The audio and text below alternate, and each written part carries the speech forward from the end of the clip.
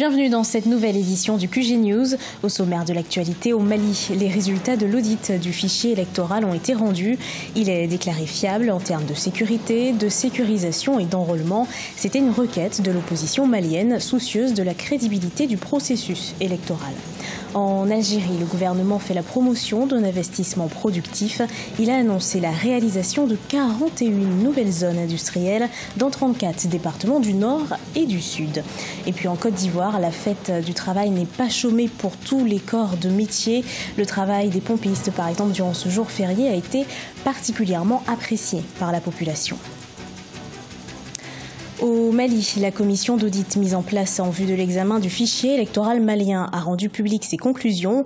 Après investigation et analyse en termes de sécurité, de sécurisation et d'enrôlement, le fichier électoral est déclaré suffisamment viable pour la tenue des élections générales de 2018. Les précisions de Deogracia Spodo.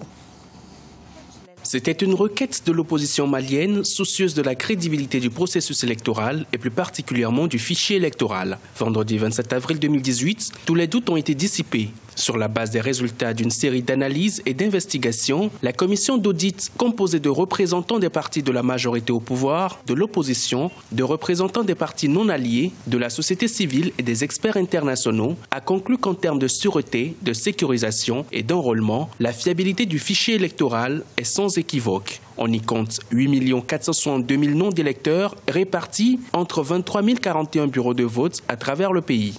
Des investigations sur de possibles cas d'anomalies dans le fichier électoral ont été conduites. Elles portaient sur la qualité des données, la complétude des enregistrements, les noms et prénoms présentant des caractères spéciaux et la présence d'inscriptions multiples. Lorsque des anomalies ont été identifiées, leur origine a été recherchée afin de formuler des recommandations.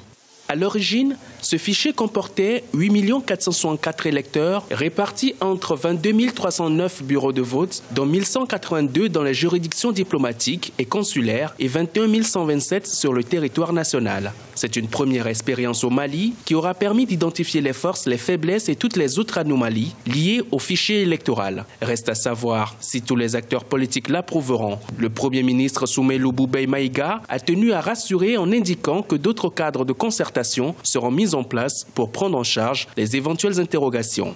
Pour nous, c'est vraiment une très bonne avancée parce que quand même, personne n'est laissé pour compte dans cet audit-là et je pense que le travail a été fait à satisfaction selon nos représentants et selon le verdict auquel j'ai assisté à la remise du fichier électoral au Premier ministre. Je dis bien encore, il y a beaucoup de choses, donc c'est pour ça que je dis que c'est plusieurs étapes. Et en tout cas, nous sommes là, nous essayons de voir comment est-ce que ce processus peut se dérouler dans la paix, dans la transparence et dans la crédibilité. Et nous n'hésiterons pas à dénoncer s'il y a des irrégularités ou bien des manquements aux transparences. Le gouvernement malien a officiellement convoqué vendredi 27 avril les électeurs en vue de l'élection présidentielle fixée au 29 juillet 2018. Si aucun candidat n'obtient la majorité absolue, un second tour sera organisé le 12 août. La campagne électorale s'ouvre le 7 juillet et sera clôturée le 27 juillet 2018. Une dizaine de candidats sont déjà en lice. Au Mali toujours, les candidats continuent de faire leur apparition dans la perspective de l'élection présidentielle de juillet prochain. Ils sont une quinzaine à s'être déclarés.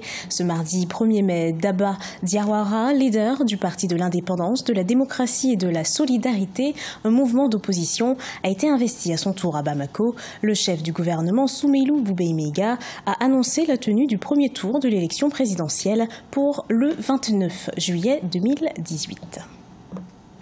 Le gouvernement algérien a annoncé à travers un communiqué rendu public dimanche 29 avril qu'il allait procéder au lancement de la construction de 41 nouvelles zones industrielles dans 34 wilayas du nord et du sud du pays. Un projet pour procéder à la récupération du foncier agricole au bénéfice de porteurs de projets structurants pour dynamiser l'économie du pays. Gladys Mwamba. L'investissement productif est encouragé en Algérie. Le gouvernement a annoncé le 29 avril le lancement de la réalisation de 41 nouvelles zones industrielles dans 34 départements du Nord et du Sud. Une première enveloppe d'environ 860 millions de dollars a été débloquée pour procéder au démarrage des travaux. À ce titre, 30 zones industrielles ont bénéficié d'une dotation financière globale d'environ 855 millions de dollars pour le lancement immédiat de leur réalisation, qui sera parachevé en 2019. Mais ce projet d'industrialisation divise au sein de la population. Certains propriétaires de terres agricoles dénoncent le déclassement d'une centaine d'hectares de terres à des fins industrielles. La prise de ces terres contre indemnisation fait naître des tensions. Le vrai problème ici, c'est qu'il faut savoir ajuster les deux parce que chacune a son intérêt, son importance. L'agriculture artisanale lutte contre la pauvreté, stabilise les revenus des paysans. Alors que lorsque des grandes entreprises viennent confisquer les terres, certes, la productivité augmente énormément, mais uniquement au profit d'une petite classe. L'Algérie dispose actuellement de 72 zones industrielles étendues sur une superficie de plus de 12 000 hectares, un chiffre qui devrait s'accroître avec la réhabilitation du foncier entamé par l'exécutif pour enrayer le phénomène des terres agricoles inexploitées. Au Togo, les arts martiaux mixtes MMA en anglais gagnent du terrain. Le champion d'Afrique de l'Ouest de MMA chez les moins de 75 kilos est togolais et a encore défendu son titre le 27 avril dernier à Lomé. Ce jeune de 23 ans est aussi le seul professionnel de son pays. Son succès attire d'autres jeunes dans la pratique de ce sport. Reportage de notre correspondant chez Omar Bandaogo. Au troisième round, il est déclaré vainqueur. Bunju Baba Najombe, le Togolais de 23 ans, remporte ainsi le titre de meilleur combattant de l'Afrique de l'Ouest de MMA, les arts martiaux mixtes, chez les moins de 75 kilos, en battant ce 27 avril le Béninois Tahirou Rachidi. C'est sa deuxième victoire en 2 ans, mais la première à domicile. Pour lui, c'est le fruit d'un travail acharné. En effet, il s'entraîne 2 fois par jour, 6 jours sur 7, jour et nuit, ce qui traduit son amour pour ce sport qu'il a embrassé il y a 3 ans, après une brève carrière footballistique. La pratique du MMA, c'est un combat complet. Il faut à chaque fois essayer d'anticiper ce que l'adversaire a en tête et contre-attaquer vite, quoi. Donc du coup, c'est en quelque sorte une technique de contre-attaque.